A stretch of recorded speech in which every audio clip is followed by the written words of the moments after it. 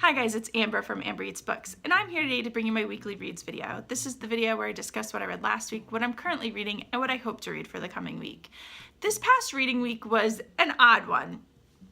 It started off in the midst of like a reading slump for me. I just was not in the mood to read. I didn't feel it. I just wasn't having it. The weather had been kind of dreary and gross, and when it's like that, I just did not feel the motivation to read. However, as the week progressed, the weather kind of got a little better, and by the end of the weekend, I actually got outside and got to go on a hike, which I've been dying to do all winter. I am not a person to hike in the cold weather. It's just not for me. I have circulatory issues where I will just freeze. I will be frozen. So I wait until it hits at least 50 degrees, and then I am able to get out there. And so we got out there. It was just amazing. I will insert a few pictures here.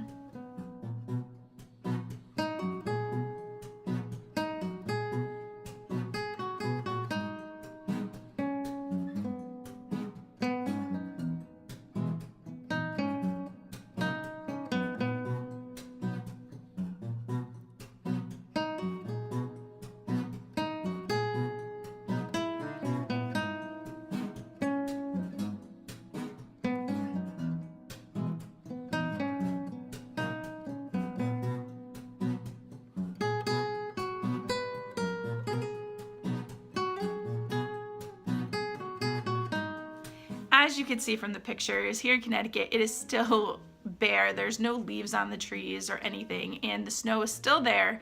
It's a minor amount, but it's still trying to melt. But it was just great to get out and to be in the outdoors again. It just something my soul craves, and when I don't get it, I just get depressed and miserable. So being able to get out and being able to do that, it just lifted my spirits so much that I ended the weekend on such a high reading note. I finished a book that I actually loved, and it just felt fantastic to be able to do that.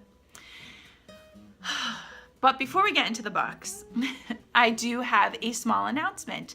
The ladies from #onthebooktubeshelf have kindly asked me to become one of the hosts for the book club, and I am so excited. I've been participating ever since I heard they had started it. I've loved, the discussions that we've all had and the books that they've picked. It's just been a lot of fun. So I'm excited now to be able to participate in a different way and to be able to participate with you guys as a host. So I'm so excited. If you guys don't know what it's about, I will link all of the ladies' channels down below. Elisa from Paperbits, Alanna from Alanna Reads, Christine from Kizzie Reads, Kathryn from Cover to Cover, and Cloe from Cloe be Readin. They are just great, and every month they choose a book. And I think this month they're going back to the old format where they choose a book, and each week one of us will give an update. We have chosen the book for this month. It is going to be Paper Butterflies by Elisa Heathfield. I don't have the physical copy. Actually, I don't think any of us do yet. We all ordered it, I think on the same day or around the same time, and they just have not come in yet. As soon as it does, I will obviously show you guys during one of my weekly reads here. But I will put a link to the book down below so you guys can join in. We don't have a schedule set as of yet. As soon as we do, I will probably make another little announcement video letting you guys know what to expect. But I'm so excited. Thank you, girls, for including me. It's been fun so far just having conversations with you on Twitter. So I'm absolutely enjoying it, and I am so excited to see what this month has in store as far as that goes. The first book that I have to discuss this week is one that I DNF'd, and that is Before I Fall by Lauren Oliver. I didn't really want to pick up this book. It's been sitting on my shelf for quite a while, but my daughter has read it twice, and she prompted me to pick it up. She's like, I really want you to read it, and the movie's coming out, and I'm sure I will see the movie. YA contemporaries and I don't know. It's just hard to read them. Some of them I have loved, some of them I really enjoy, so I will continue to read them no matter what, but other ones like this are just written in a way that I just can't relate to anymore as an adult. The story just started off, I only read 30 or 40 pages, so I didn't really get very far into the story. It started off with these girls that are they were popular, and just the way they were talking and things that they were saying, I just could not get behind it, and I didn't like it. In fact, I wasn't really happy that my daughter had read it because I was hoping that she wasn't taking these things to heart, the things that she was actually reading. I did not finish the book, so I cannot speak to the whole story. I don't know how it changes or anything like that, but just the writing style and the writing I just did not like. Now, I may like the movie, and that tends to be a thing with me. I can watch teen movies better than I can read YA books sometimes, especially YA contemporaries. So we will see. I will try the movie, and if I like it, we will leave it at that. I'm not going to go back and try and read this book. It was just not for me. I did rate it 1 star on Goodreads because I just did not like the things that it was saying. However, like I said, I didn't finish it, so take that rating with a grain of salt. The first line in this book was, "They say that just before you die, your whole life flashes before your eyes, but that's not how it happened for me." The next book I read this week was a 3-star read, and that was Born Standing Up by Steve Martin. This is just a memoir about his stand-up career, basically. It does deal with a little bit of his early childhood and teen years, and I did find it very interesting when I first started reading it because I love Steve Martin. I love the movies he's been in. I've seen his routines. I really have enjoyed him. So I was interested to see what his life was like. I did find the beginning of the book a lot better than the second half of the book. The first half, at least, you were learning some tidbits about him that you might not have already known. And he had worked at Disneyland, so I found that just kind of fascinating because I am a Disney fan. So I was kind of seeing some behind the scenes stuff that happened back then. He was also pretty young when he started working at Disneyland, which, I mean, I guess at the time was normal, but I did not know that those things happened. So it was fun to learn about that. But then as we progressed into the book, it just kind of became drier as it went along. It was just not something that I enjoyed because it was more just all about his stand-up and people he met and things he knew. It wasn't as personal as it got, further along in the book. So it just didn't speak to me as much. Still, I enjoyed it, and I'm glad that I read it because I did get some background knowledge that I did not have before. I know he has written some other books, I think fictional books, so I will maybe check those out at a later date. But for right now, this one was just a 3 stars, so it was just okay. The first line in this book was, "I did stand-up comedy for 18 years.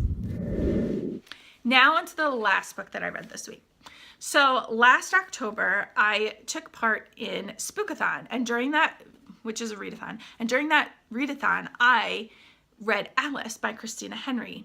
This was a very dark, twisted, gruesome take on Alice in Wonderland, and I really enjoyed it. I thought it was fantastic, and I rated it 4 stars. So I was really happy when my children bought off of my Amazon wish list for Christmas Red Queen by Christina Henry, which is the sequel to it. I went into this book expecting the same sort of gruesome, dark, twisted story as I got in Alice, and I didn't get that as much in Red Queen, but I really enjoyed it nonetheless. This had so much more of a fairy tale type feel than the other book did. But I really loved it. I just love her writing, and I love these characters. I don't know if there's going to be a 3rd book or if it was just a duology, but either way, I really, really enjoyed it. Now, I rated this one 4 stars as well. The only thing I will say, and just know this going in so you're not at all disappointed, is that she does tend to build up to these encounters between, the villain and the hero. And when you get to that encounter, it just doesn't wow you as much as you think it's going to. Nonetheless, it does not take away from the story. I mean, I still really, really enjoyed the story. And even though those moments could have been better, I found myself still satisfied when I finished the book. So that was my only negative about these. But yes, I loved this book. 4 stars, and I will definitely check out her other. I know she has another series that is completely different that I may check out. I hope there's a 3rd book to this series, but this one ended in such a way where I could see there not being a third book. So I guess time will tell, because this one was just printed last year, I believe. The first line in this book is, "In a city where everything was gray and fog covered and monsters lurked behind every echoing footfall, there was a little man who collected stories." So now on to what I'm currently reading. If you hadn't noticed, I did not read Assassin's Quest. I had said last week that I was going to read it, and I just didn't. I have a reason for that I'll get into in a couple of minutes.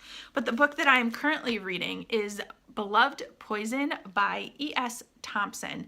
This is the first book in a series, and I just started it yesterday. I got to page 22, and already I am kind of hooked into the story, and I can't wait to sit down later tonight and read more of it. It was so good. I will just read a little bit of the synopsis, because I can't tell you, I can't like formulate the words. Set in a crumbling 1850s London infirmary, a richly atmospheric Victorian crime novel where murder is the price to be paid for secrets kept. Sounds so good, and there's already been a few little twists and turns just in those 22 pages that I've read, so I am so excited to get to reading this later. So now on to what I'll be trying to read for the rest of the week. I'm definitely going to finish Beloved Poison. I am taking part, I've decided to take part in the Tome Topple Readathon that starts on Friday, April 7th. So after I finish this video, I am just going to film my TBR video for that. So you will be able to see what I will probably be working on for the next couple of weeks in that video. If I finish Beloved Poison before Friday, and I think I can fit in another book, I will probably either pick up Orphans of the Carnival by Carol Birch, because I got this out from the library, or I may pick up, it's hard to see, Columbine by Dave Cullen, which is my nonfiction pick for April. So if I'm able to, I will fit one of these in between my currently reading and my Tome Topple TBR. But yeah, if any of you are participating in Tome Topple, please let me know down below. I would love to keep track of what you guys are reading and to see all your TBR videos and your wrap-up videos. So just let me know down below so I can definitely keep an eye out for those. Also, have you read anything great this week? As always, let me know, because I'm always on the lookout for new books. I hope you guys have a great week, and happy reading.